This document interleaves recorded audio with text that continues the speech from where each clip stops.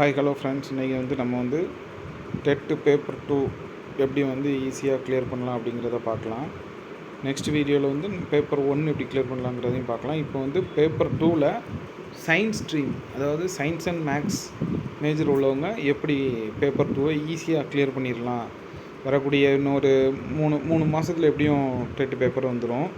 உங்களுக்கு எக்ஸாம் எழுதுறது 3 மாதத்துக்குள்ளே வந்துடும். இப்போ நோட்டிஃபிகேஷன் இந்த மாதம் அல்லது அடுத்த மாதத்தில் வரலாம். ஸோ இன்னும் 3 மாதம் அதிகபட்சம் வச்சுக்கிடுங்க. அதுக்குள்ளே எக்ஸாம் எப்படியும் கண்டக்ட் பண்ணிடுவாங்க. கொஸ்டின்ஸ் கடுமையாக தான் கேட்குறதா கொடுத்துருக்காங்க.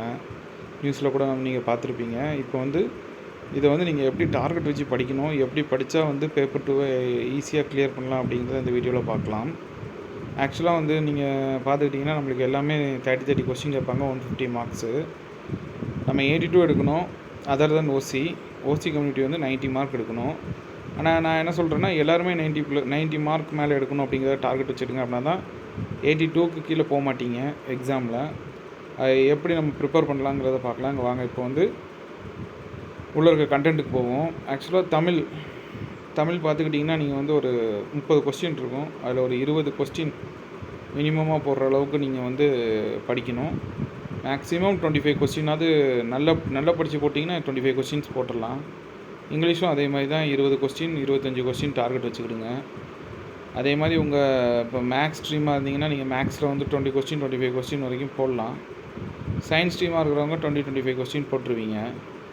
அதே மாதிரி உளவியலில் 10 கேள்வி தான் போட முடியும்.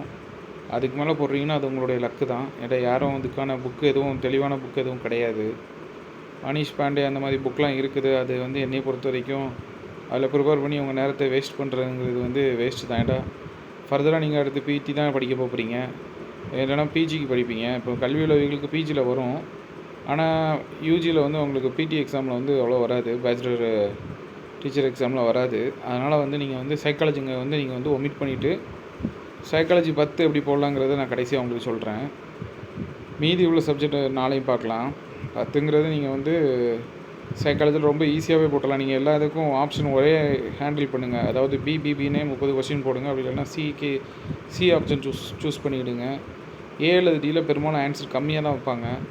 அதனால் பி அல்லது சி ஏதாவது ஒரு ஆப்ஷனை சூஸ் பண்ணி போடுங்க. மெஜாரிட்டி பிஏ சூஸ் பண்ணி போடுங்க.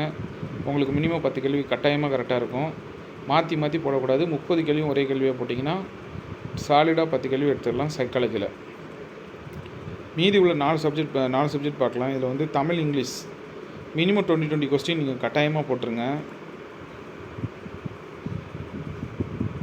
அதே மாதிரி தமிழ் மினிமம் போட்டுருவீங்கன்னு நினைக்கிறேன். அதே மாதிரி நீங்கள் இங்கிலீஷ் ஒரு 20-25 கொஸ்டின்ஸ் ஈஸியாக போடலாம் இங்கிலீஷையுமே.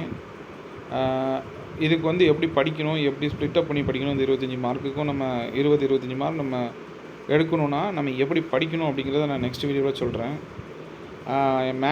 மேக்ஸுமே 20 to 25 கொஸ்டின்ஸ்க்கு டார்கெட் பண்ணுங்கள். Science same 20 to 25 question.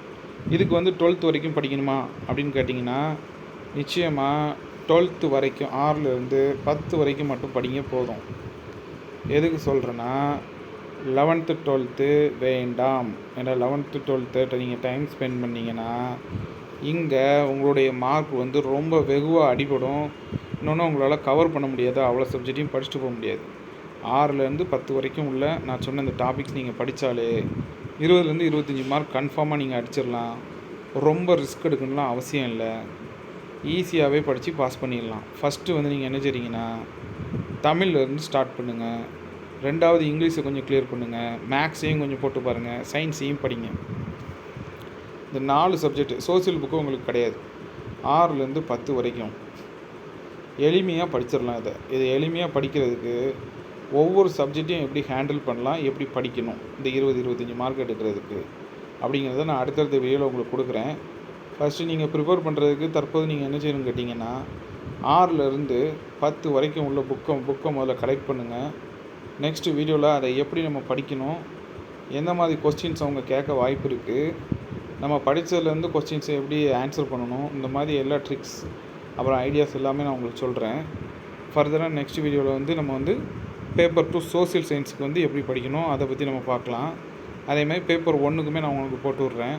Paper 2 science and maths ஸ்ட்ரீமில் உள்ளவங்க இப்போமே நீங்கள் என்ன செஞ்சுக்கலான்னா Tamil and English maths science 4 புத்தகத்தை வாங்கி 6லேருந்து 10 வரைக்கும் உள்ள புத்தகங்களை வாங்கி ப்ராக்டிஸ் பண்ணுங்கள். ஈச் சப்ஜெக்ட் எந்த கிளாஸையுமே அவங்க அவாய்ட் பண்ண மாட்டாங்க. எல்லா கிளாஸ்லேருந்துமே ஓரளவு கொஸ்டின்ஸ் எடுப்பாங்க. மினிமம் பார்த்துக்கிட்டிங்கன்னா எல்லா 6லேருந்து 10 வரைக்குமே ஒவ்வொரு செக்ஷன்லேயும் மினிமம் 3லேருந்து 6 கேள்வி வரைக்கும் எடுப்பாங்க. ஸோ நீங்கள் எந்த ஸ்டாண்டர்டையும் ஒமிட் பண்ணாமல் படிங்க.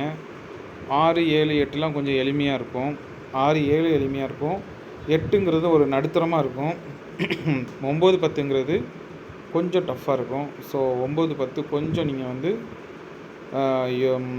எஃபெக்ட் போட்டு படிக்கிற மாதிரி இருக்கும். ஸோ ஃபஸ்ட்டு நீங்கள் என்ன கிளியர் பண்ணுறீங்கன்னா 6லேருந்து 8 வரைக்கும் உள்ள கான்செப்ட், அதாவது சப்ஜெக்டை வந்து நீங்கள் இந்த 4 சப்ஜெக்டையும் முதல்ல கிளியர் பண்ணி வைங்க. இது ஒவ்வொரு சப்ஜெக்ட் படிக்கும்போதும் அது எப்படி படிக்கணும், எப்படி அப்ரோச் பண்ணுறங்கிறது நான் நெக்ஸ்ட் வீடியோவில் சொல்கிறேன். ஒவ்வொரு சப்ஜெக்ட் வரையாகவே நம்ம அந்த சப்ஜெக்டை எப்படி 30க்கு 20லேருந்து 25 மார்க் எடுக்கிறதுக்கு என்ன வழிமுறைகள் இருக்குது, எப்படி பண்ணணுங்கிறத நான் உங்களுக்கு நெக்ஸ்ட் வீடியோவில் சொல்கிறேன்.